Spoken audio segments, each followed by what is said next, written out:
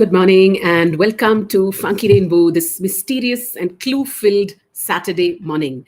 The theme of today's bazaar is something that we've had a lot of requests for. I mean, people writing in and telling us that they want mysteries, they want thrillers, they want detective fiction. So the theme today, of course, is who done it. And tell me, I mean, how many amongst us want to know the answer every single time that we pick up a book to who done it, really? So the thing is, I mean, what is it about the who done it, the who done it mystery that makes it such a popular genre? I mean, world over, readers young and old that who absolutely love this genre. And it's, I think, amongst the most popular themes that when people walk into Funky Rainbow, always there is a request for a cracking good mystery, amongst other themes as well. Now, what is it about the whodunit that makes it so attractive? I mean, it's like a puzzle, right? I mean, when you're reading a mystery or a crime thriller or a police investigation sort of book or a supernatural mystery, what happens? It's a puzzle that's slowly sort of falling into place. And what happens is, that as you're reading it, it's not impossible for you to solve it as well. Of course, there's a private, there is an investigator, amateur or professional, who's solving it. And the thing is, you see those pieces of the puzzle come together as you turn the pages, and you're sure, often I'm sure, that you can solve it too. So it kind of keeps you turning the pages and following the clues, and absolutely keeps you reading. And that's why we think mysteries and whodunits are great ways to introduce children young and old to reading. I mean, because of the pace of these books, the plotting, I mean, it surely keeps readers guessing. A good whodunit will keep readers guessing and turning the pages. So lovely to see all our friends up here this morning. I can see Arunji saying good morning. I can see Book Pickle saying good morning. Ramendra Kumar, a big shout out goes out to you. We all put our hands together for you, for really, I mean, the resolve that you have shown to battle your medical problems and come out of it the way that you have come out of it. Those elements will go into making perhaps the best kind of who done it in the world. We're so delighted that you're here with us, and we're going to be in touch to find out if you're back on your feet. We will definitely want to host you at a book bazaar. You say that everybody loves this genre and you're looking forward to an exciting session. Really, we are so excited. You have taken the excitement levels many notches up by joining us here. Arun saying received the package with all the books and the Varnam tic-tac-toe that you bought. Thank you so much for the perennial support, Arunji. We can't tell you how delighted we are when we get your orders for books. And I really hope that, beside, you reading them and the children that you share them with, that they're all enjoying these curated books. So, of course, when did the first who done it story literally kind of get written? I mean, detective fiction actually dates all the way back to the mid 1800s, when Edgar Allan Poe, I mean, I've read some Edgar Allan Poe as part of some short story collections, and he wrote this book called The Murders of Rue Morgue. And this was way back in 1844, which is sort of supposed to be like really the first one in this genre, in the genre of whodunits. But it was in 1868 when Wilkie Collins did, The Moonstone. That is really considered the first detective novel. Shortly after, in 1887, we know this physician and writer who did a study in scarlet, and that Arthur Conan Doyle, and his legendary Sherlock Holmes, which people read, people of all ages, young and old read even today. Of course, the golden period of these, whodunits was typically the 1920s and the 1930s, and many whodunit authors were British. And we know that this golden period of Agatha Christie with Hercule Poirot and Miss Marple, Dorothy Sayers, they inspired and continue to inspire writers even today to write some cracking good whodunits. There was this bit of trivia that revealed to me only that was revealed to me just 2 days ago when I was reading up a bit on whodunits. And this was that, where does the word whodunit, who was the first one, or maybe I should put this out as a who done it. You find out, like, okay, who used the word who done it for the first time. I mean, I was reading about the history of who done it, and they were, I mean, of course they were, like I said, from the mid 80s, I mean 1800s. They were being read, they were being written, and the golden period 1920s and 1930s, which was like a lot of British writers doing whodunits. It was officially coined. The word who done it was officially coined in 1930 by a book reviewer. How very delightful. I mean, who else but a good reviewer could come up with a word that just perfectly describes what those books are all about? It was the reviewer Donald Gordon who coined the term who done it to describe a detective novel called Half-Mast Murder. And from then on, the term has stuck.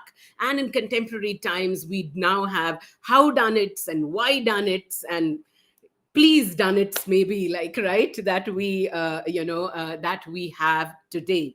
Now the thing is, children, of course, obviously love whodunits as well. And though in this case, in the case of children's books, the whodunit, the it, need not really just be a murder, need not be like a big serious crime. I mean, often, and in a lot of the books that we have today, they are cases of thieving. So, of course, we've got a whole bunch of recommendations. We've got two delightful guests joining us today at the show whose latest books are such rib tickling whodunits that, I think we're in for a cracking good time this morning. Asha Nehemiah, what a delight to see you. Of course, I can see Arunji saying Satyajit Ray, and we do have some of his recommendations. But knowing avid readers like you, we're not recommending Feluda. You're going to have to wait to watch and see what else by Satyajit Ray we are recommending, because the world knows Feluda, and a lot of our viewers are familiar with this famous detective Feluda. Asha Nehemiah saying hello to Raman and saying that it's so lovely to see you here this morning. Truly, that is the icing on the cake at our bazaar. And she says, mysteries are my all-time favorite genre. Waiting to see your recommendations. So delighted that all of you are up here watching. So without much ado, I'm going to start off with the first of my recommendations. And I'm so excited to recommend this book because I just love what the it in this book is. And this is Amachi's incredible investigation by the incredibly talented duo of Rajiv Aip and Vinayak Varma. And why is the it so exciting? Well, in this, the it is about some yummy unniyappams that go missing. So what happens?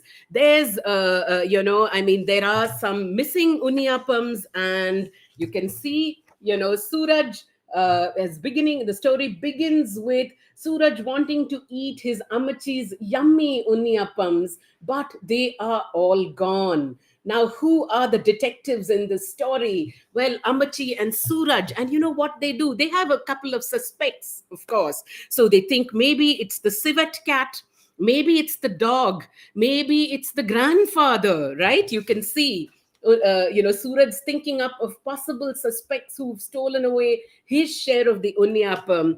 And between him and his intrepid Amachi, whom we so love, they set some traps to find out who the thief is and who is stealing these unniyappams. And of course, in the best way that these picture books unfold, especially Rajiv and Vinayak's magical combination in these books.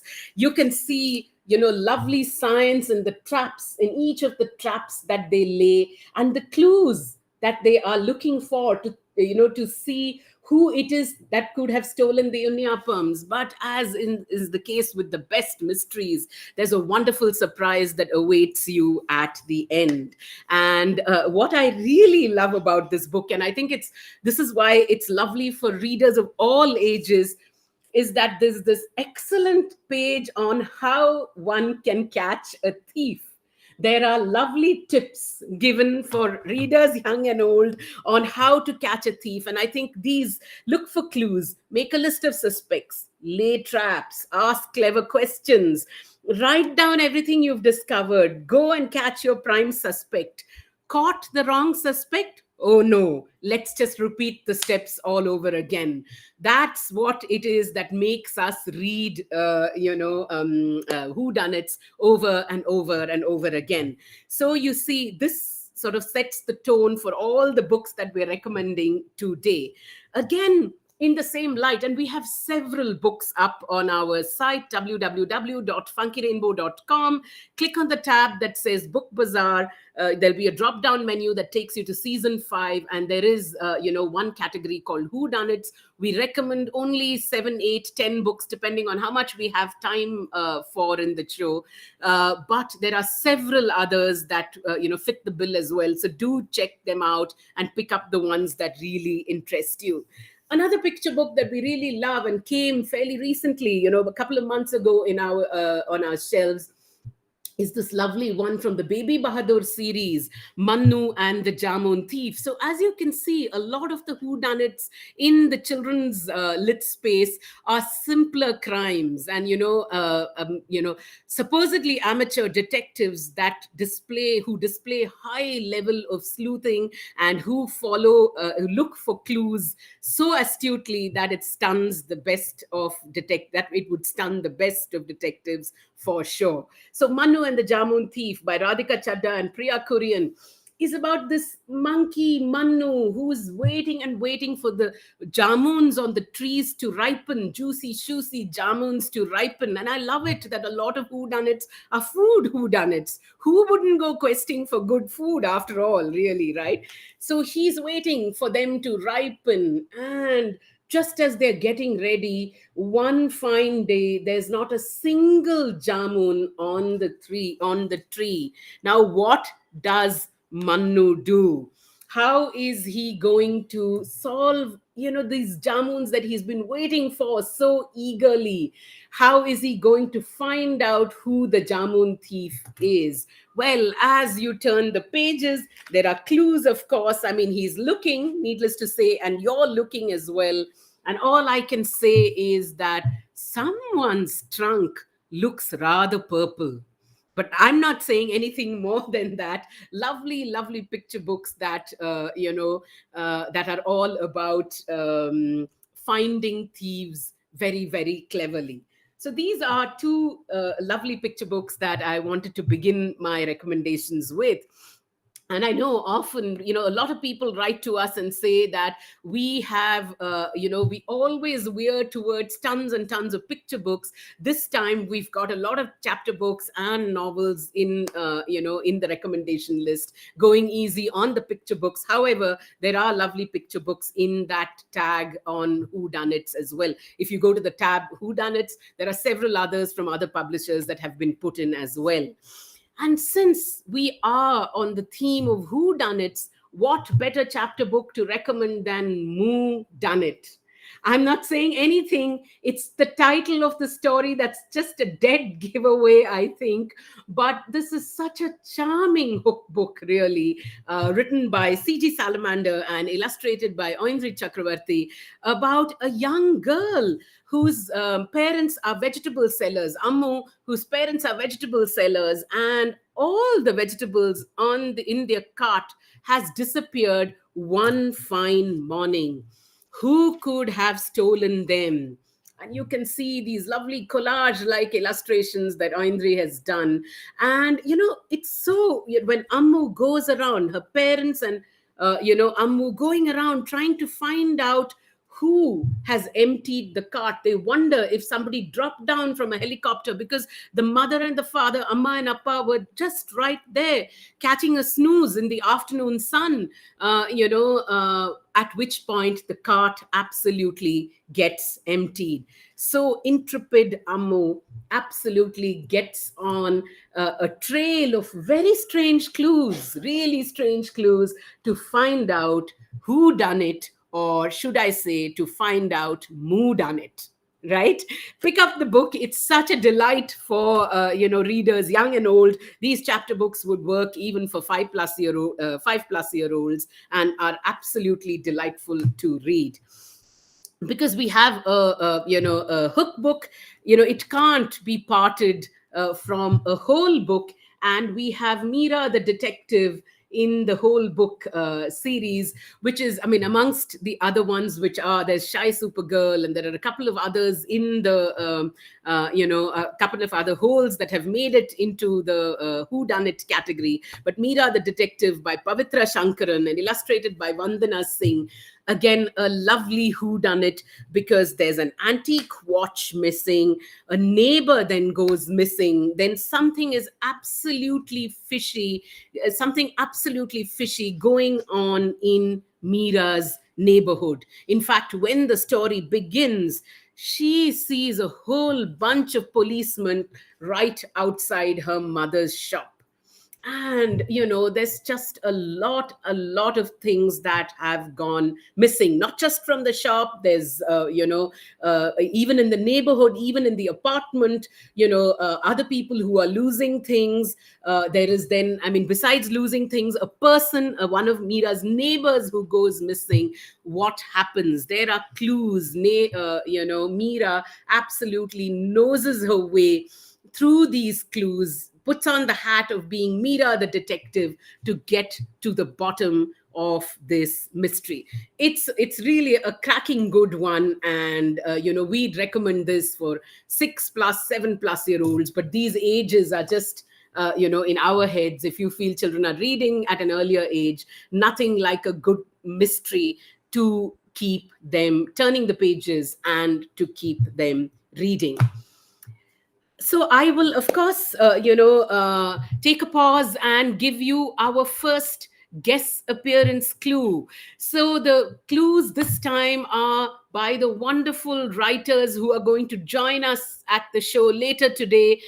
The wonderfully talented nose and clues always, I feel, Pika Nani and Priya Ganapati, with her fabulous new book, which is a laugh out loud mystery. Both of them joining us later in the show at 12 noon. But great who done it aficionados themselves, and so the guest appearance clues have been set by them.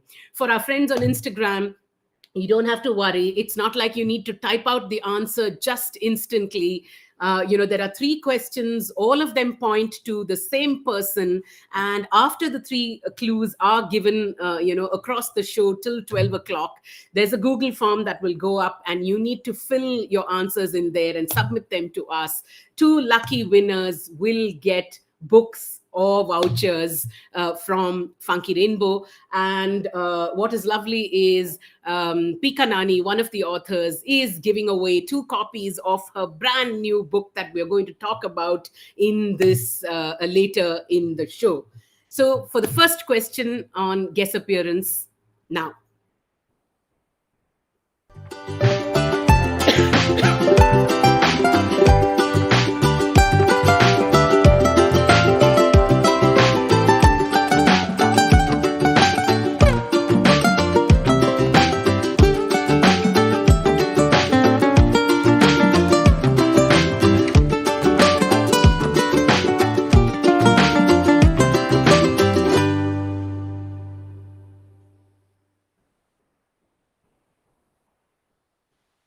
Okay, so that was the first clue.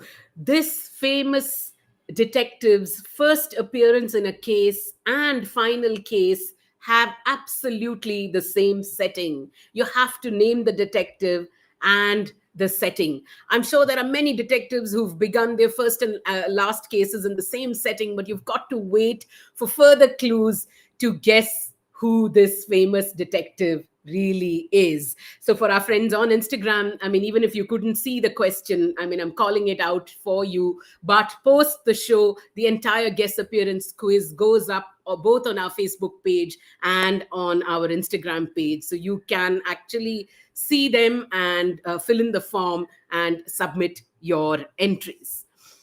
My next set of recommendations is another set of mystery books that we absolutely love at Funky Rainbow and have had many young readers come back to tell us how much they enjoyed these books. Well, I suppose it's because the books have a very, very familiar school setting. This is the SMS Detective Agency series. There are two books in the series, book one and book two, The Mystery of the School on Fire and The Mystery of the Missing Cat, both by Ravi Subramaniam, who's written so many books successfully for adults. These are some of his children's books. Now, what is it about the books that really have young readers reading and turning the pages? Well, like I said, it's set in the small town of Solon and in a school that's right high up on the hills. What a perfect setting. And that in fact brings me to that point, that how many whodunits focus so well on their settings. I mean, the setting adds so much charm to a whodunit. And if you think back to some of your favorite mysteries and some of the favorite thrillers that you've read, I'm sure the settings, that really add atmosphere to the story. So that these books, the SMS detective series books, definitely do that, because like they said, it's a charming hill station. There's a close knit community, as it is in most hill stations. There's a school that's right up on top of the hill, cradled in the middle of nature, and three young children who have to solve a mystery. There are twins. There is Akriti and Aditya, who are 9-year-old twins, and their good friend Kabir. And together, they solve mysteries that flummox even the police of Solon. And my, how we love it. How we love it when the cops can't get it and somebody else gets it. And in this case, children. Now, what's happening in this first mystery? Well, what do the twins and Aditya have to solve? The school, one particular part of the school, continuously keeps catching fire.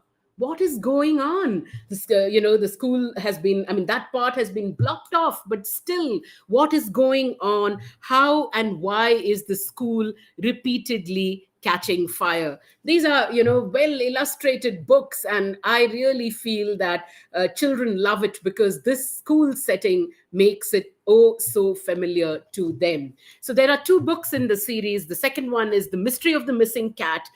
When in this case, the setting is so there's going to be a cricket match between India and Australia. And what is it? I mean, when there's a cricket match, all the cricketers are going to descend in Solon. There's going to be some glamorous film stars who own these cricketing clubs who are going to join in. And the stage is just set for a perfect mystery. All of Solon is completely abuzz. But and of course, we're all rooting for India to win. I mean, what a perfect setting for a whodunit. However, and this is that match, as it is with most matches that India plays, it is a do or die match that's going to happen in Solon. We have to win, we have to beat the Aussies. But this mystery begins even before the match starts off. What is the reason for the mystery? Well, a feline goes missing.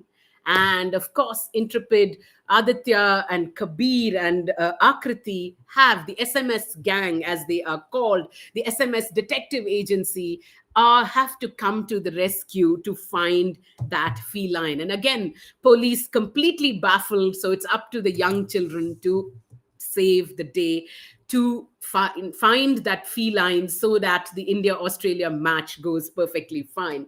The SMS detective agencies, the books are available singly, but they're also available as a pack. And when you pick them up as a pack, they are available at better discounts. So do consider picking them up. We'd say 8 plus would be a great age group for these books, and adults of all ages, of course. Similarly, and you know what, that's another thing that sort of revealed itself to us in the course of curating these books for whodunits. Once a writer writes them, and I think that, you know, it has wings and it finds readers who are eagerly waiting, there's every chance that you can make a series out of it, or you can at least do a sequel to it. So the next one that we're recommending is again a set of two books, Chatur Chanakya. I mean, the character Chanakya is such a fun kid. Chatur Chanakya and the Himalayan problem, and there's Chatur Chanakya and the World Wide Web.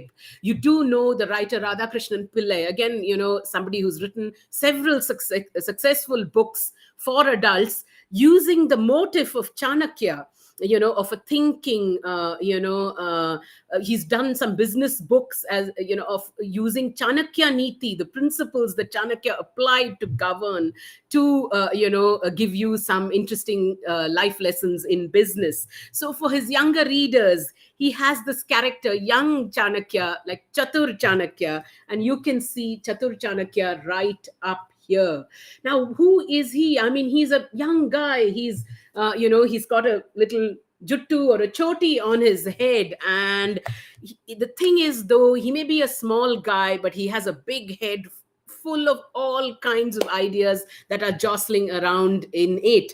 He studies at Vani Vidyalaya, and along with his friends, you know, he's the intrepid, the astute guy who solves various mysteries that come up at school. Excuse me. He's witty, he's cheeky, his repartees are like just absolutely quick, and he always has some solution or some idea up his sleeve.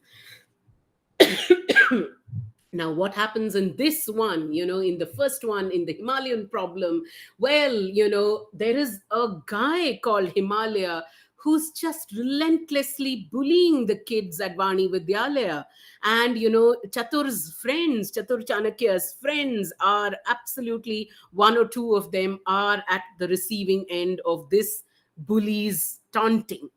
How, what is the mystery in there, though? What happens? You know, the thing is, we're not sure that, you know, they're not sure it's Himalaya. They know in their hearts that it's Himalaya who is, up to all these pranks. But how do they catch him red-handed? Of course, Chatur Chanakya to the rescue.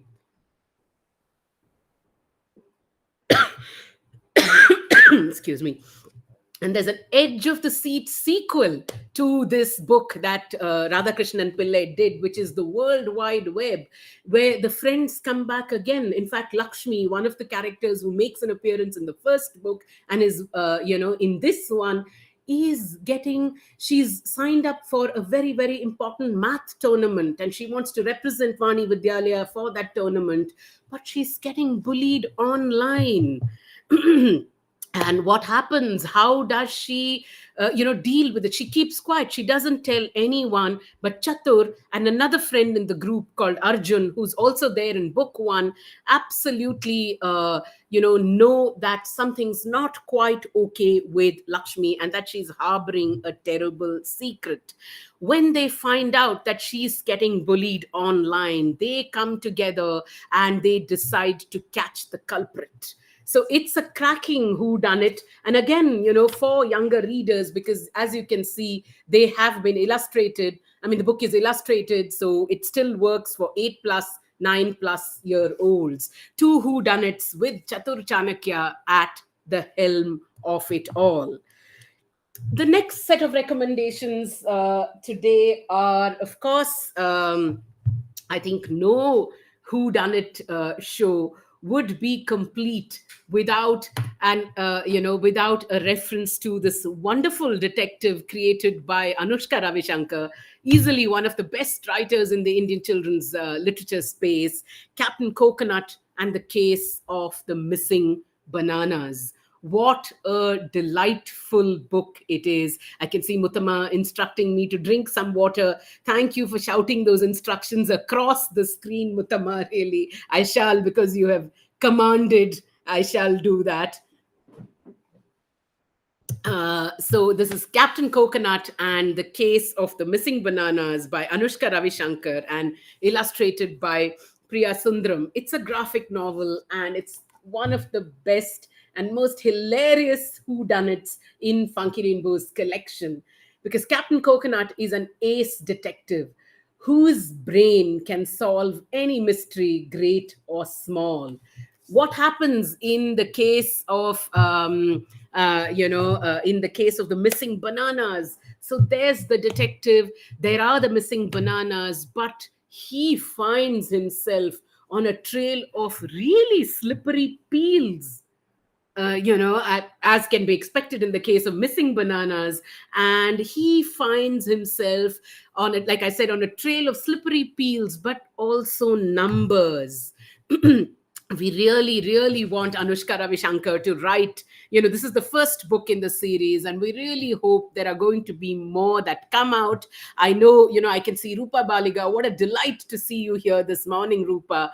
The fantastic work that you do to spread the word of these books to mothers around you. And you say you love Captain Coconut. I'm assuming with your son, and both of you thoroughly sort of enjoyed it. The thing is, we really want Anushka Ravishankar to write the second one in the series, because Captain Coconut's probably one of our most endearing detectives. I can see Arunji is saying Rohan Chakravarti's naturalist Ruddy, of course, the detective who goes to find animals and insects and creatures great and small. It's up in our collection of whodunits, definitely, Arun. But Captain Coconut, and you can see the pages, the fantastic illustrations that have been made, collage style illustrations made by Priya Sundaram, adding so much to the setting of Captain Coconut, adding so much humor to the pages. I think this combination of detective fiction and humor is the best, really the best possible combination to hook kids into reading. I mean, there are often, we hear parents come to us, or teachers and librarians come to us and say, well, my children don't like to read, or my children, don't read enough. And, one is, of course, if they don't see you reading, then it's not a case that any detective needs to solve. I mean, they won't read if they don't see you reading for pleasure as well. But the second thing is to give them the right books. And we say, when you want to ask a reluctant 7 or 8 year old to read, my suggestion is to give them good mysteries, good whodunits, and especially in this graphic format, it's something that makes reading so much easier for them, and perhaps eggs them on to pick up more and read more. Captain Coconut, a fantastic book. We'd again recommend it for 7, 8+ year olds. And because there were these, because there was Captain Coconut as a graphic novel, there was complete excitement in Funky Rainbow when we found, a couple of weeks ago, maybe a month or so ago, when one of our favorite writers, I mean, I say our favorite writers, I mean what we read growing up as children. And that a lot of us read Enid Blyton. I mean, Enid Blyton was that, the Secret Seven, the Famous Five. I mean, all of them going off, into British meadows, British woods, or climbing up tree houses to solve different kinds of mysteries. So at FR, when the Famous Fives came up as graphic novels, and these are the two first ones that have come up as graphic novels, there was full excitement. Everybody just dropped everything that was going on to bury their noses into these lovely graphic novels. The Famous Five on a Treasure Island, which is the graphic novel version of Julian, Dick, and Anne's first visit to Kirin to spend their holidays with their cousin George. I mean, of course, there's Timmy, and that makes up the famous five. Man, it was so much fun. I mean, the one of, like, what could you say? World famous adventure story being retold for the first time in a graphic novel format 80 years after the book was first published. You can just imagine what the popularity of whodunits are, the popularity of mysteries and detective fiction, eternally popular. This one has 80 years into the making, has now got a graphic novel version. Of course, they've been adapted by by an author illustrated team called Beja and Natel, and it's been done. I mean, when I was showing it to Graystroke, he said, "My, it looks so Tintin-like, really." But this one, the second one in the series, the famous five go adventuring again. And of course, it's the holidays, and Julian, Dick, Anne, and George are stuck at home with what else but a tutor. And of course, the last thing they want to do is to bury their noses in a book. They would much rather bury their noses in an adventure or mystery. And of course, as it does in Blyton's books, a secret passage unravels itself mysteriously. Now, what is the mystery that lies inside? So that you see is the graphic novel version of the famous fives, two books. There are two that are out at the moment, and I think you will utterly enjoy these. I mean, your children will enjoy them, and you will enjoy them. For all of you Enid Blyton famous five fans, you will absolutely enjoy them too when you read. We have them out individually, we also have them out as a pack. I mean, you can check it out as the famous five graphic novel pack as well, and always better discounts when you pick up a pack. I can see Mutama saying, I tried quite unsuccessfully to hide them before you got your hands on them. Ah, well, a detective Vidya who absolutely sniffed them out, Mutama, from wherever you had tried to hide them. And they are in my hands, and, I had my nose buried in them for quite a few days instead of, doing the work that I was supposed to do. Good morning, Ritvika Raw. You say this version is so interesting because it's translated from the French translation of the original. Oh, wow. I didn't know that. That's information to me. I didn't know that. Of course, we know that they were Hachette Livre books, so I should have made the connection. Cluing has become a bit rusty. Hachette Livre is the French publishing house, the French wing of Hachette. Hachette India is like a division of Hachette Livre, which is like a giant publishing house in France. I should have guessed that connection. I didn't know that they are, adapted from the French version of the books. How very lovely to get that information, Ritvika Roy. This is what the best whodunits, the stuff of the best whodunits, unraveling itself right in front of us in the course of the show. Of course, time for our second guest appearance clue, and this is, part of the quiz. Three clues to reveal the same person. The first clue came out, just some 15 minutes ago. The second one up now, which is a visual clue.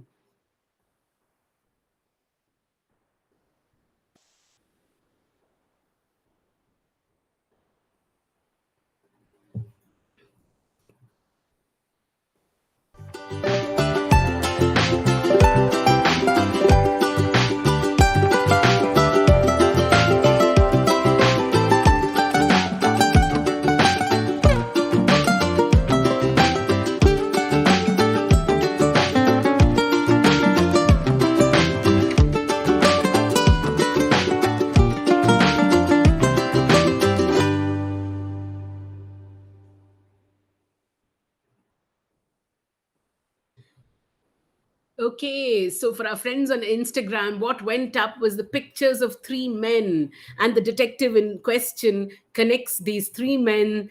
The You can find the form, Ritvika, you can find the form only after the third question goes up. We put out the form on the feed only after the third question goes up, and you have all of next week till Friday next week to give us the answers to these questions. As you can see, the wonderful who done it aficionados, Pika Nani and Meera Ganapati, really getting your gray cells sticking. I know some of you possibly know the answer already, but let's just wait for the third question for you to be sure, and for the Google form link to go up. Our next set of recommendations, and I just want to check how much time we have, because I'll just do a few quickly before we wrap and get into a conversation with our guest today. Of course, when we started the show, several of you said Feluda by Satyajit Ray, and of course one of India's most beloved wonderful detectives, Feluda. And yes, there are several books that Penguin has brought out of the Feluda mysteries. There's also a Feluda omnibus. But there was this interesting book that made its way into our shelves from a publishing house that had to close down. During the pandemic, I think they closed down, or they were bought over, by another company that morphed into sort of non-publishing activities. And they brought us, we picked up some of their old books. I mean, some books that they had in their collection, which we thought we would like to add into Funky Rainbow's collection. And this book by Satyajit Ray, On the Run with Fotik Chand. I mean, I absolutely read this only when it came as recently as maybe 2 weeks ago. It was such a fantastic whodunit. Obviously, Satyajit Ray, a master of writing detective fiction. We know Feluda, and all of you know Feluda, so we felt we must recommend Fotik Chand to you. Now, what is this? I mean, first of all, I grew up in Calcutta, and the streets of Calcutta just come alive in this action-packed thriller by Ray. Ritvika I said, I joined the session late, unfortunately, but this is such an interesting topic. The first panel of the Narratives of Criminality conference is on the investigative child and murder mysteries. The timing seems cosmic. Yes, Ritvika, we absolutely, I think, seem to be aligning in many, many ways. And for a lot of our participants, this conference is there to watch and view for free. You just need to register. Different speakers, and I know author Payal Dhar, I know Bijal Vachrajani, and I think a lot of academics are going to be presenting. So please do sign in and watch. But this one by On the Run, to come back to On the Run with Fotik Chand. Arun, you're saying I was looking for this book, will order right away. I didn't even know that it existed till we picked it up from the publisher. Now, what is this about? It's about an 11-year-old boy called Bablu who gets kidnapped by four goons. Now, what happens is when they're trying to escape with kidnapping Bablu, there is a scuffle, and they're getting away in a car. I'm sorry, there's not a scuffle. They're getting away in a car, and the car meets with an accident, and two of the goons die. Now, what happens is that when Bablu falls unconscious, and the two other kidnappers think that he's dead and just run off themselves. Now, what happens? In a while, he comes about. He regains consciousness, but he can't remember anything. He can't remember his name. He can't remember, who he is. He can't remember where he comes from. And so he's walking all over the streets of Calcutta, and he meets Harun, a street juggler, who gives him a fresh lease of life. He also gives him a new name, Fotik. That's how he gets the name Fotik. And what happens is Harun, sets him up to work in a tea shop in the morning. And, he helps Harun with all the street shows that he does in the evenings. But, life seems hunky-dory and smooth, but that's just not going to last for very, very long. What a cracking, thrilling story this is, in the best traditions of Satyajit Ray. I'd say we have many, many copies of Fatigue Chand, so please do pick it up if you're looking for the book. I'm not sure it is in print with the publishers. Kalaivani Raja, what is this book about? You're asking. I just gave you an explanation saying that this is a thriller, a detective mystery for readers 9 plus, or I'd say 10 plus years in age. Arun said, I read this fatigue story as part of another collection. That's right. I mean, I do know that it's gone into a couple of other collections, but what we have managed to source in at FR across the last 5 6 years are mostly Feluda stories. So Fatigue Chand there for all of you. One more Bengali detective, and I know we're almost out of time, so I just quickly want to run past the last bunch of recommendations. One more Bengali detective that whom we have loved is the Kaka Babu, The Adventures of Kaka Babu, Volume 1 and Volume 2 by Sunil Gangopadhyay. And my introduction to Sunil Gangopadhyay from Muttama's husband Parag Sen, who gave me a fantastic book for adults by Sunil Gangopadhyay, who just brings alive Kolkata so marvelously in his writing. Now, Kaka Babu, his detective, I mean, and his assistant Chontu, up to all kinds of adventures. I mean, enough adventures to fill two books altogether. I mean, he's a veteran writer, and these two books have been translated by Rimi Bhattacharya, and illustrated by Kalyani Ganapati. Fantastic adventures that take you all over. I mean, I remember there's like snake infested islands, there's a mangrove jungle, there are dacoits that they have to deal with, there are sulfur mines that they are going to in search of. It's really, and in fact, Kaka Babu is, when the story begins, when book one begins, he's on a secret mission in Afghanistan, which ends with a terrible accident, basically, and he resigns. In fact, he resigns as the director of the Archaeological Survey of India, and comes back home. He has an amputated leg because of that accident.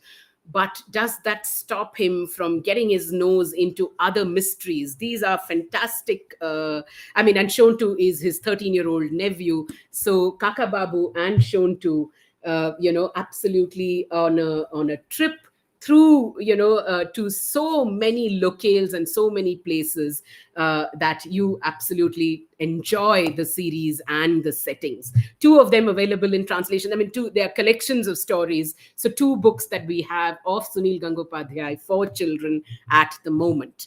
The last clutch of books, and then I'll do the last question of the quiz. Soumya Rajendran, many of you familiar with her writing and, feisty feminist writing. This one, I'm not sure, the book gets much attention, but Ashwati and the Boot of God is such a rib-tickling whodunit, rib-tickling, bringing in Soumya's feminist concerns as well.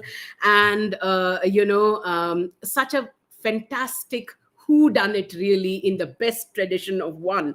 Now, what is that? Now, 14-year-old Ashwati heads the FBI branch of Kuttipuram in Kerala. And I wonder what it is with Kerala that lends itself so well to whodunits. You've got to think about it and give me some answers and some clues.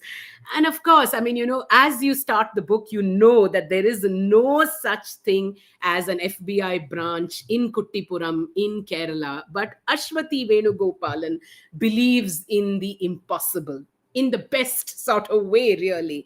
And she's there's a murder, of course, in the town. A woman is found murdered, and even if there's no FBI in Kuttipuram, and she's not the head of the FBI in Kuttipuram, Ashwati Venugopalan wants to get to the bottom of this mystery. For those of you who love Soumya Rajendran's writing, you must check this book out. Trademark humor, lovely, observations about life in Kerala, and of course her feminist concerns just beautifully slipped into this fantastic book, which we'd recommend for 10-plus-year-olds.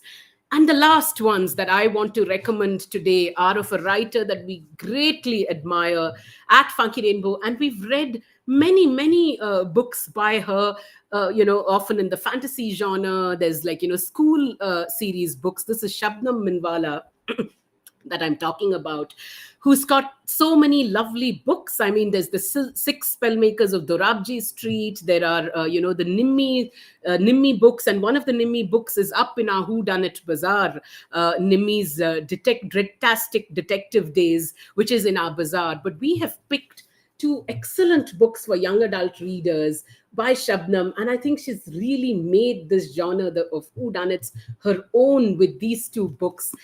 Saira Zariwala is Afraid. What a fantastic book this is. It's a theme that will resonate so well with 12 plus old readers. Saira gets her own phone. Of course, what's not to be thrilled when you get a phone at 12 or 13? But what's not so thrilling is the messages that keep coming on it from somebody called Akash. And the messages, they get stranger and stranger, and finally absolutely give way to her curiosity. She wants to find out who this Akash is. Shabnam Vinbala really writes. I mean, it brings a smile to your face, but it also chills your spine, this book, when you're reading it. And what get the silent sort of sinister feeling that you get when you're reading a good whodunit. Shabnam Minwala, so good with Saira Zariwala is Afraid. We'd recommend it for 12, 13 plus. I mean, nothing complicated or nothing that a 13 plus year old cannot read, really. But we'd recommend it for all adults as well. If you like a cracking good mystery, sink your teeth into this one for sure. And then a newer one that came out, Murder at Daisy Apartments, again by Shabnam.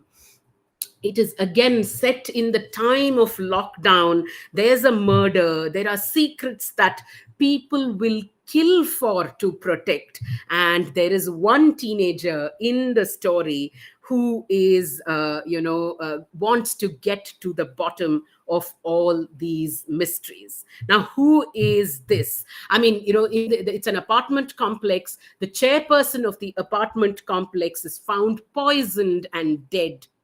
I mean, what can be a better start? And when you start looking through the lens of a detective, really, and in this case, it's 15-year-old Nandini Venkat, every single neighbor seems like a suspect. And what's worse, like chairpersons of many apartment blocks, this man had dirty secrets on virtually every resident of this apartment block. I mean, these are the listless days of lockdown. The story is set in the listless days of lockdown, and Nandini Venkat wants to get to the bottom of the mystery. Fantastic reads by Shabnam Minwala. Please pick them up. You will absolutely enjoy reading these books. So these were some of the books that we've recommended, tons of them in our bazaar. Click on the tab Book Bazaar on our page, www.funkyrainbow.com. Go to the drop down menu that says Who Done It's. Tons of books to look at. Please do pick up the ones that you enjoy most. I will do the final question on of guest appearance before we invite our guests for the day.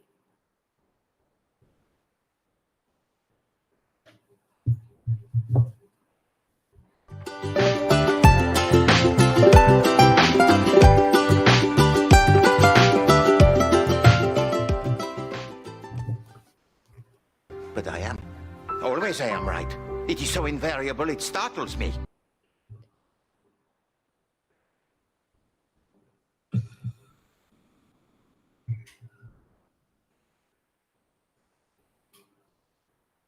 Okay, that was an audio clue. And for our friends on Instagram, in that segment, which you can view after the bazaar, of course, a lady says, no one can always be right. And X, the person that you have to guess, replies, but I am.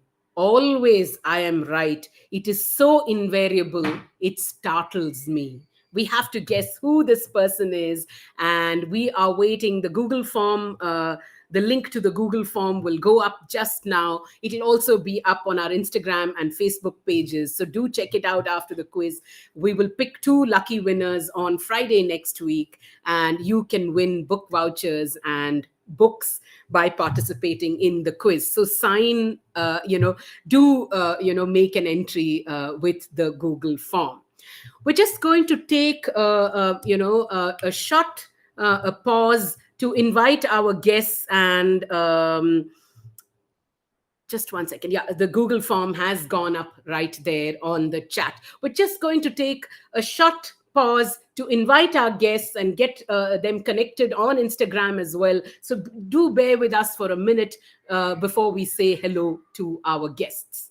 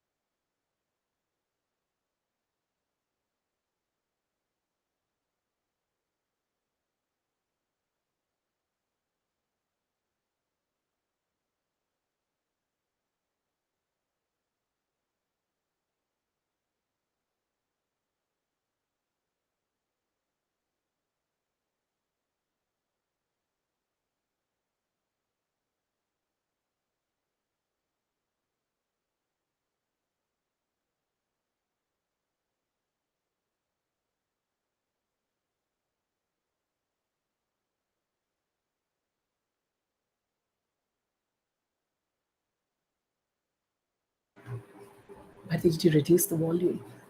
Maybe I'm a little more this side. No, no, it's come. It's fine. It's fine. It's all right. Yeah. Okay, ladies and gentlemen, we are back, and only for the second time in 2 years do we have one of our guests live with us at Funky Rainbow. What a pleasure it is to have you here, Pika Nani. We're all putting Thank our you, hands Vidya. together. And thank you, Funky Rainbow. It's just so lovely to be back here.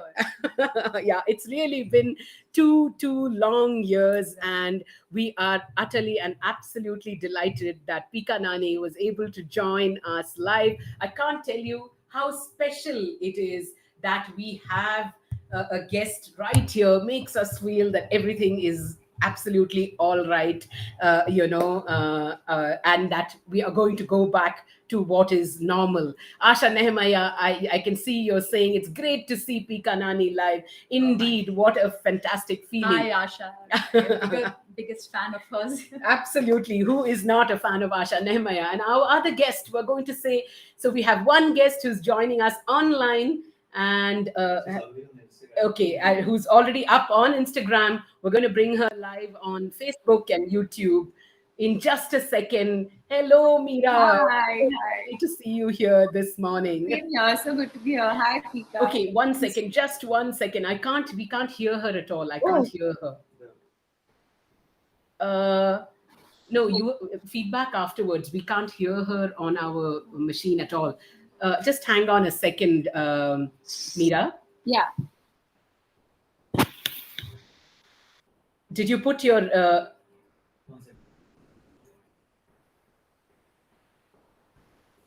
Can you hear me now?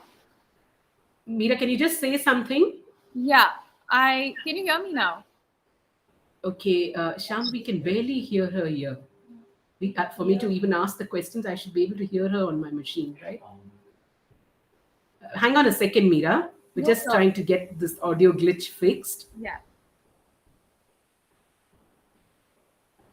Default says headphones. Shall I move it to Realtek speakers? Did you not correct it? Mira, can you just say something?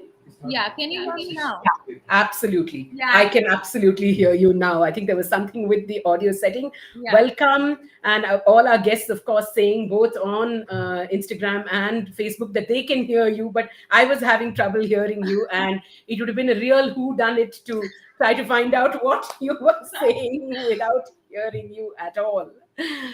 I can see many people welcoming you all. Asha saying hello, Sunila Kulkarni Gupte, another writer and a wonderful friend of Funky Rainbow, saying welcome to Pikanani and to Meera. Arun saying good afternoon to the guests, and Muttama saying I can hear, they can hear all of you essentially. But ladies and gentlemen, let me introduce you to the wonderful writers today. Pikanani is the author of the newly released The Egghead Detective Agency, and which is an interactive chapter book. We know Pika Nani though as the absolutely the person who possibly has her nose in clues and and deducing every single time. I feel every single day of the year. I feel really because her two books, earlier books, prior to the Egghead Detective Agency, Srilok, Homeless, book one and book two, literally flew off our shelves. And it is no mystery to us about why they flew off the shelves, because this is the stories of two Desi, of a Desi Sherlock Holmes, set in Bombay. So Srilok Homeless and his Watson-like sidekick, Rohan Doctor, who solve mysteries all over Mumbai, and then, of course, in book two, jazz off to London. So several, in fact, when the book came out, just the contents page of the book had us sniffing out clues, because the chapters, the different stories in the Srilok book one, a study in Let, the lunchbox, the Rose Diamond, the Red Signal League, a scandal in Bollywood, and you already know, what they are references to. So it's a pleasure to absolutely have Pika Nani here, who's been writing this fantastic detective fiction, and in her newest one, there is the ghost of a legendary detective that makes an appearance with two young children. So lots to hear from you today, Pika. Meera Ganapati, who joins us, who says so attractively that she lives somewhere between Mumbai and Goa. And I always want to ask, what's that in between space? And can we find a little bit of space there as well? Is the founder of the digital publication The Soup, and the author of children's books, including the latest one that we are talking with her about, Party versus Uncle. And like I said in the course of the show, these detective books, or whodunits, I wouldn't say detective in the conventional sense of the word, these whodunits that are laced with humor, I think are absolutely the best reads to get young readers hooked, because how can you resist a good laugh, and how can you resist a good mystery?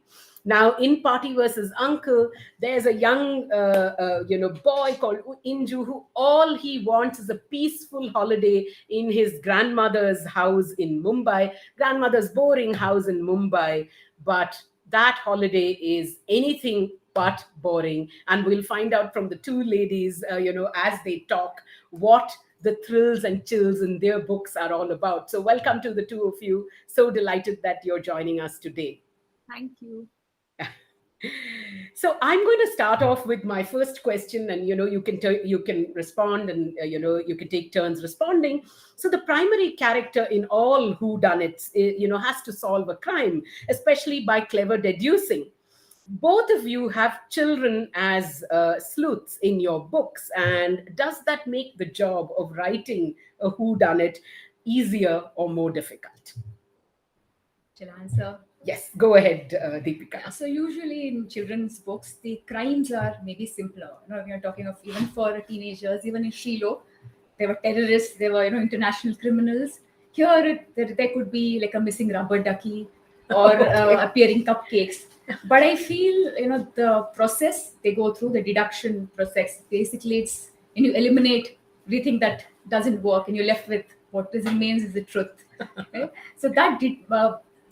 Step by step deduction is, I think, the process for me for writing was same.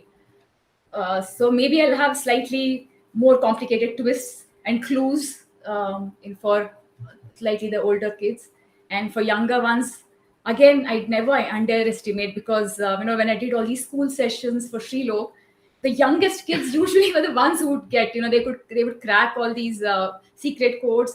They would crack some mini as one. I would give them mini mysteries, and they would be the ones to crack. So I try to make sure there are enough, twists and turns and clues for them. So I don't know about being difficult or easy, but yes, I think with children, the adults wouldn't take them so seriously around. So you have to make sure that they are able to investigate, and that's how I came up with the idea of having a ghost, to help them solve the case. Lovely. That's in the Egghead Detective Agency, and we can assure you that we've done some school sessions with Pika around Sri Lok, and the kids really, really, cracking all kinds. She's a master clue setter. I'm telling you that, which means adults and children who want their nose up in clues, please make sure that you pick up the copy of the Egghead Detective Agency, because here, so we'll have autographed copies of the book for you to if you order them off Funky Rainbow. So she'd set these terrific clues, and we'll all be sitting down and deducing them. So I can well imagine that setting clues, maybe just simpler settings, but it's equally tough work, I think, right? Is Meera there, Sham, on the stream? Um, Okay, Meera.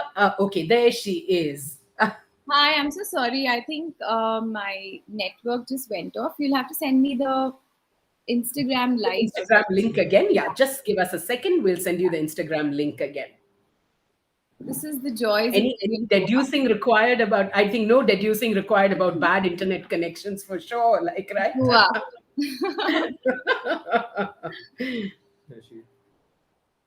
So you're back up on Instagram. So tell us, I was asking you, the primary character, in all good whodunits is a sleuth, really, who does some fantastic deducing, and both of you have children, as your sleuths. So tell us, does that make it easier or harder to write a good whodunit? I think from a writer's point of view, it just makes it so much more interesting in terms of creating problems and conflict for the writer or the child. Sorry, for the child, because you already have someone who's a little bit vulnerable, and therefore more likely to be subject to danger, and in that sense, it's much more interesting and exciting to write from a child's point of view. But of course, there is also the fact that as a child, you may observe things which adults may not. You pick Right. up on things which uh, a grown-up character may not, for instance. Yeah. Absolutely, absolutely. So well said. I can see Preeti Ramchandran saying, exciting book bazaar. What age group are Pika's and Meera's books apt for, please? Meera's is a lovely, they're going to be talking about their books in the next question, but Meera's is a lovely chapter book with, lots of pictures and fairly big point size of text. So we'd say 7 plus, 8 plus, depending on the reading level of the kids.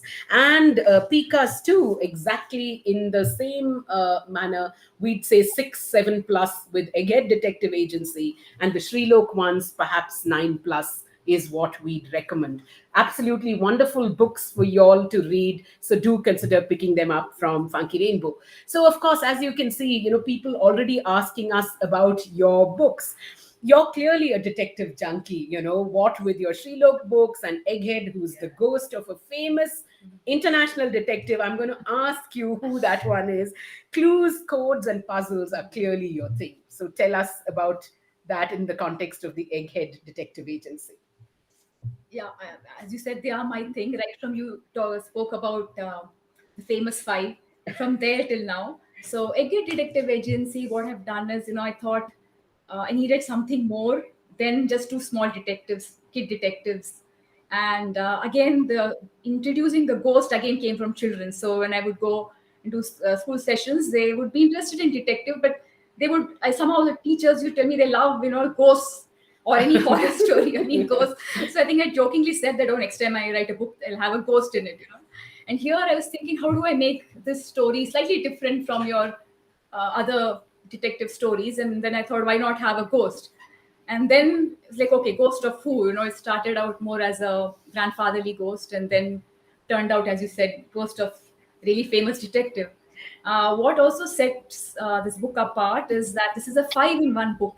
The sense it's a five case in one. And I should thank Sohini Mitra, my editor, and Penguin Random House. She's the one who said I wanted to do it separately. She said, no, let's get all five stories in one and have a big fat book. And also there are these SIY, just solve it yourselves.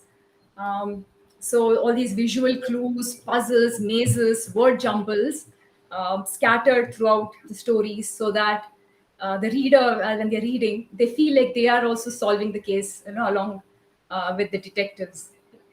Yeah, that's such a lovely, you can see there are SIYs, solve it yourself clues.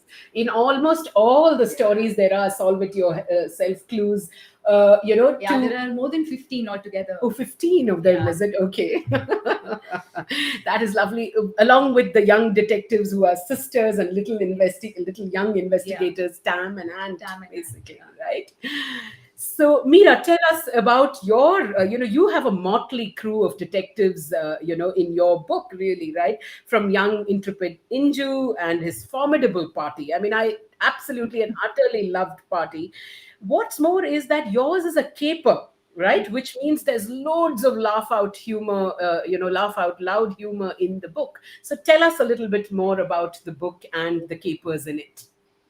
So the book is more about, I would say, relationships, and the kind of fragile sort of relationships you have with elderly people, and also the kind of world that elderly people live in. So I had based it on experiences with my own grandmother and also my mom, who's 60 plus, and the way society tends to ignore somebody who's past a certain age. So it Right. was about that. It was about subtle sexism. It was about Inju and his anxiety, the little boy and his anxiety, and how he overcomes all this through a little bit of a caper, like you said.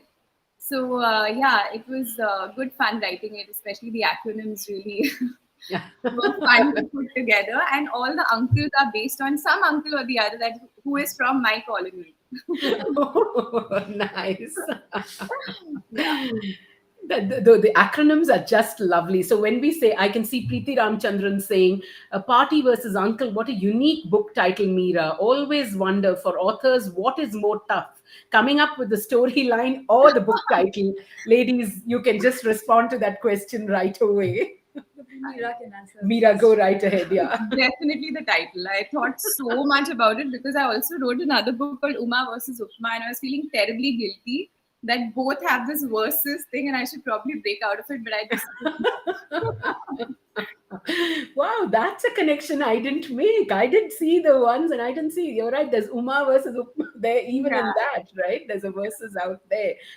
Need to sharpen those gray cells. Yeah. But Deepika, Yeah, why I know. don't you And tell? once the title comes to you, I think everything falls in place for me. So until I get the correct title, I might be thinking of the story, but then when it comes, you just know this is the right one.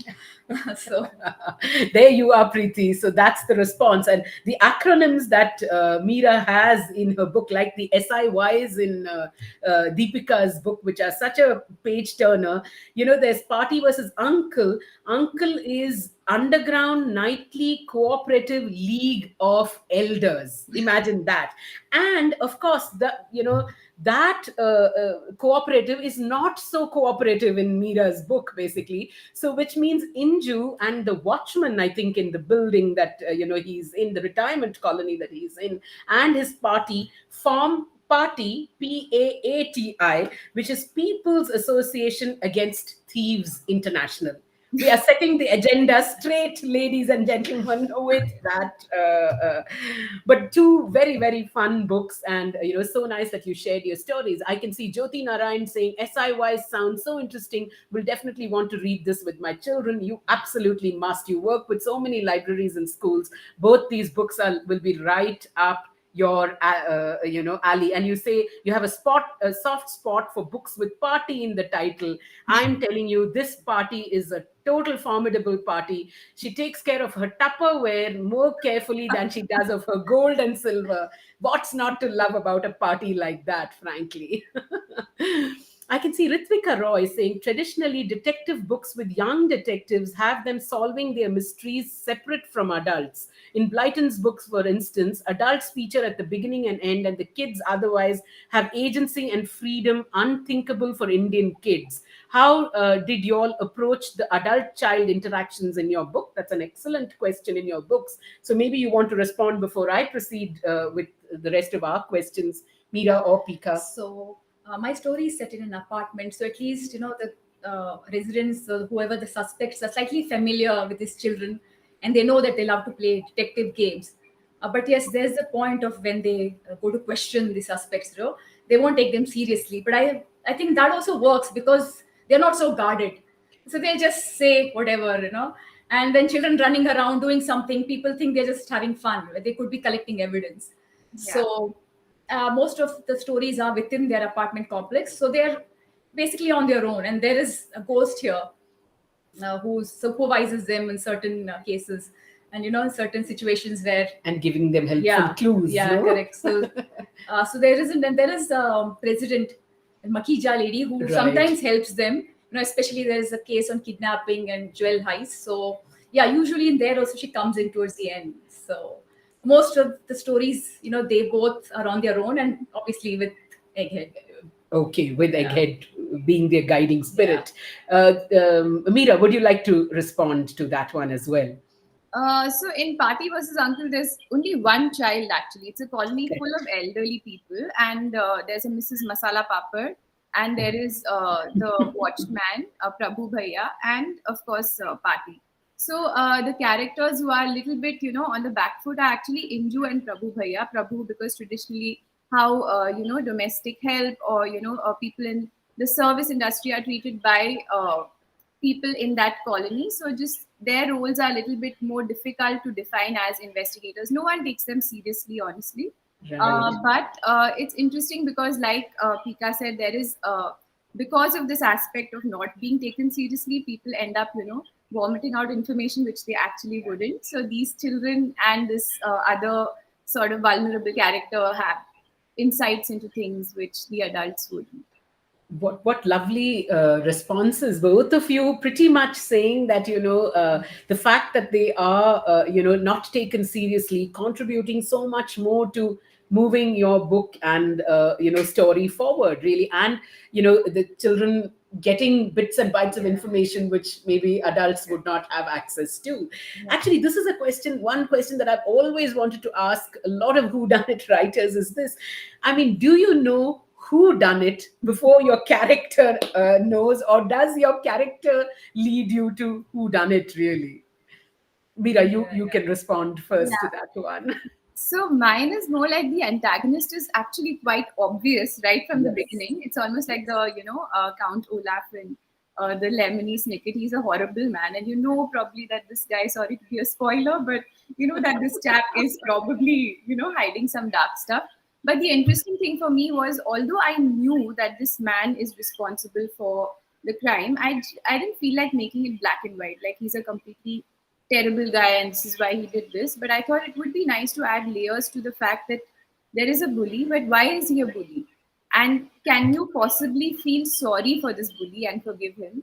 Is there some kind of redemption for this character? So that was interesting for me to like sort of explore him as a human being and then find out things to write about him. So yeah. Nice, nice. Yeah, in yours, we know who the villain of the Yeah, piece is. obviously, yes. Yes. But how, does justice get done, right? That's the, That's always that's the most satisfying part of it. What about you, Pika? Ah, So Vidya, for me, first, as you said, the who done it and how done it is more important. So as I say, the facts of the case, let's say there's a jewel heist. Right. So first I think of how did the thief actually commit the crime, in the timelines of how it happened. And then I go back to the beginning, that how will these little children solve this crime? There's also a case of where there's a pool which turns pink. I wanted that to happen. I don't know why. And then because I read long back, it had actually happened. Is Somewhere it? in Canada, all the taps started, sprouting pink water. So I wanted that. And then I had to work backward and see how we do that. So at least I need to know how. Who, sometimes it depends. There are a variety of suspects. And sometimes I myself change in the end, that, okay, maybe let's make this person the guilty party. But how is very much important. I need the whole thing laid out, and then I go back to the beginning and start step by step. The whole deduction process and clues in between and everything. Lovely. So That's absolutely lovely. I know, who done it, how done it. There are why done it's. That's just really interesting to to see how your answer was so so different from what Pika's way of plotting the mysteries. But like you said, yours is not a conventional who done it in that sense of the word, really, except that there are these motley detectives who are come together to solve a mystery, really.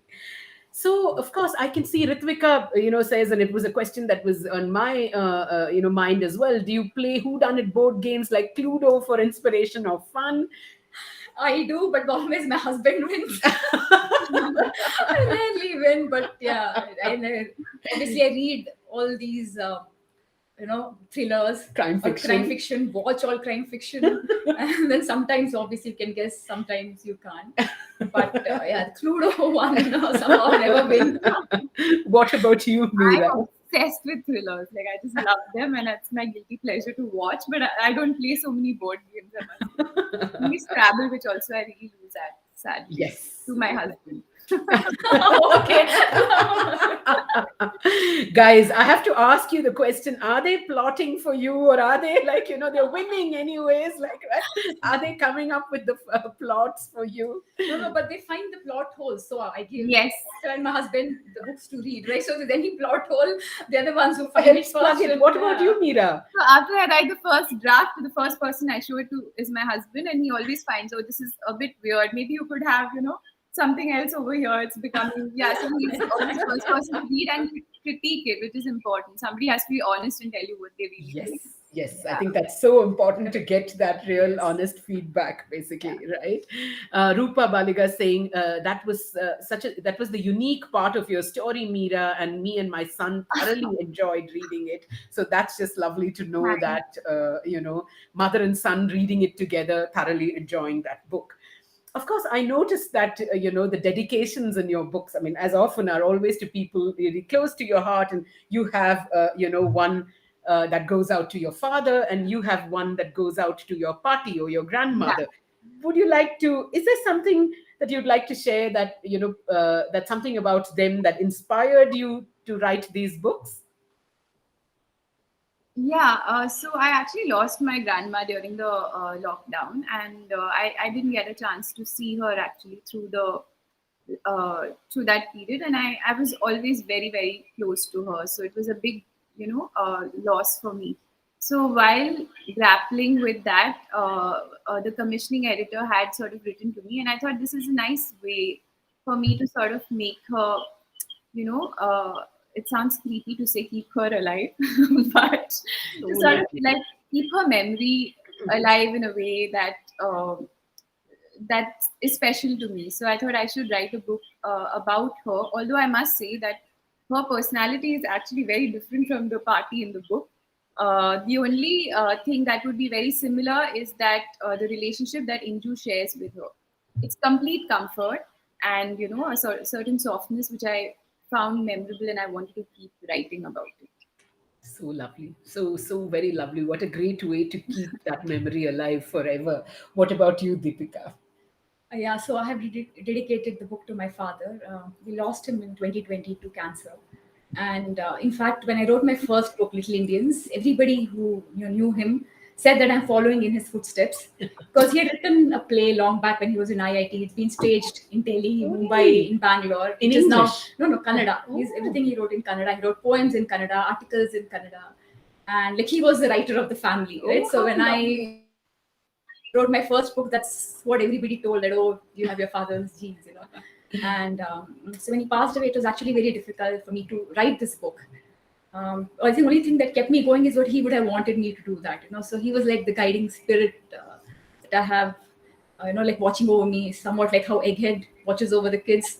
He was watching over me, and I think even say because there was a whole second wave which came, and then that time also I couldn't write, and I thought no, I have to keep going, and this is for the kids. So I think that this kept me going, till I reached the finish line. So I think that's why I rightly dedicated it to him. So lovely, just so nice. Guiding spirit, you've used those words so well in the book, because Egghead is really, in a sense, Yeah. the guiding spirit for the two little girls, really. It's wonderful, your personal stories. And I think, these are the best ways to remember, people that we really love. I mean, by immortalizing them, in books. The books will be read forever and ever. We know that they will definitely, right? So, of course, I wanted to move to asking you. I mean, are you both big fans of the whodunits yourselves? And are there any favorites, ones that you have, both in terms of books or detectives? I know you set such wonderful questions, and our audience, I think, managed to guess, and I don't know, we have to see the Google form. It's going to be open till Friday next, but tell us whether you are huge you Oh whodunit yeah, fans. huge. And Sir Conan Doyle was the total inspiration for Sherlock Sherlock. Holmes. So because it was basically a complete Indian adaptation of Sherlock Holmes. And then I'm a huge, huge fan of Agatha Christie. I think I've read all her books, all Really? 80 of them. Wow. So, huge fan. Of course, as I said, started with Famous Five and all those. But then as a teenager, as an adult, these two are the ones. Obviously, I have read, say, Lee Child and, you know, um, Robert Ludlum and Dan Brown and all of them. But somehow these are the ones I keep, turning to Coming for back to. inspiration, coming back to and rereading those books again and seeing, second time when you read, okay, this is the clue they left. I missed that. So I'm huge, that whole that whole detective mystery, detective fiction genre is something that I really, really love. How it's so the point that you made exactly about, what makes these books, be read over and over again. If you've come to the end of it, you Yeah. want to go back to see, Correct. to put the pieces of the puzzle Yeah. back yourself, Exactly. right? Like, you want to, like, what did I miss? I remember we a movie that, Greystoke always keeps talking about. It's Manoj Night Shamlin's movie Sixth Uh-huh. Sense. You Oh, watch correct, it, correct, and then the correct. last thing, Exactly. Yeah, it yeah. is revealed, and you're like, man, how did I miss those clues? I've got to go back and see all of them all over again, really. What about you, Meera? Big whodunit fan, are you? I also love Agatha Christie, and I have also read all of them, I think. And of course, all the Sherlock Holmes, especially the one where there's a very obvious clue. That's my favorite, where there's a letter which is hidden in the letter holder, and Yes. everyone is looking for it everywhere. So I love those, all of those books as well. But recently, I've been very addicted to Patricia Highsmith. Not exactly who done it, but more like a character study and what kind of motivates people to behave the way they do. And I am absolutely very, very interested in that. So yeah, so in some ways I think that's what I would like to write about as well. Nice, nice. Good to see who done it readers. Sunila Kulkarni Gupta is saying, listening to both of you, and the personal stories was so poignant and heartwarming. Such a wonderful tribute to your family members. The warmth and love comes through your, comes right through your voices. Thank you so much for sharing these anecdotes. Really. Thank you, Sunila. She's so lovely. She's on Absolutely. FB, as a friend on FB. Also a writer, also done a mystery Exactly, book, correct. set Yeah. in the Indus Valley Times, really. So wonderful supporter of Funky Rainbow, and a lovely writer herself. Preeti Ramchandran saying, even the millennials, Gen Zs quote Holmes and Poirot in the genre. How come we don't have 80 books of any Indian whodunits detectives written by Indian authors? perhaps closest would be of Tenali Rama or so. You know what? We're going to see, I Yeah. feel like at least Yeah. from these two ladies, we would we'll make a small start. We'll say, let's get to 8, and then let's get to 18, and then let's get to 28, really. But No, uh, definitely after reading about Pika's process, I'm very curious to write in that interesting, way of like going here and then coming back to the actual crime and how it's solved. I really love that. we really do look forward to some wonderful whodunits from you. So of course, because most of the people watching us on the show are adults, teachers, parents, librarians, of course. And so we know the unputdownable quality of these whodunits that keeps readers turning the pages, but I'm sure there are lots of other benefits to be reading mystery. I mean, for children to be reading mysteries or crime thrillers or detective fiction. Would you like to share some insights on that? Reading mystery, develops critical thinking. You learn how to think logically, and if there's a problem, usually even if any mystery or in a detective or even a regular book like say Harry Potter, there's a mystery always, and which means there's a problem, and you have to think of solutions for that. So it helps them to think about problem solving. You know? And one thing which I always tell is that you can't skip pages here. If they're reading, if you give a child a book, sometimes they might skip a few pages here there, but here they have to read each and every line very carefully because they can't miss a clue. Then they have to come back and read again. Um, so I think it's really good. In fact, when Sri Lok I wrote and I was going to school, so I had actually done research, so I could tell teachers how mystery books are good. So I was surprised it actually helps the brain, that critical thinking part of the brain. So it's actually helpful to develop that part. So I would say I read more mysteries. And their books, definitely. Yeah. Yeah, Mira, I tell us. completely agree with what she said. It's exactly that. Like your analytical thinking is improved, your observational skills are improved, and apart from that, there's also this little thing which I think all kids tend to do, which is when, for instance, when we used to read Nancy Drew and Hardy Boys in school, there was this desire to look for, like, be suspicious of literally everything and form your own gang and look for clues, and that kind of there's always a sense of excitement and thrill which this brings, and you want to sort of practice it in your own life and have these. I think it adds to the joy of living in some sense, even though it might be a sort of dark way of looking at it, but it is definitely very uh, yeah, exciting in that Yes. sense. So well said, that part, really. I mean, how many of us can remember that, if you were walking down a staircase just by yourself and it was the number of things, six senses would be tingling, like, right? Thinking that what is it? Nothing. It at the end of the steps will only be maybe your classroom or something like that, but your imagination. An attic, why is an attic so interesting? Only because you've read so many attics which are full of mysteries and I think, secrets. Mira, yeah, sorry, I think we lost you just for a second. What did you Oh, okay. say? No, I was saying that all these attics, which are usually just dark and damp places and full of spiders, are suddenly so thrilling, Building Yeah. houses and all these things. It sort of makes your life more palatable, I guess. Absolutely. What a pleasure it has been to talk to the two of you.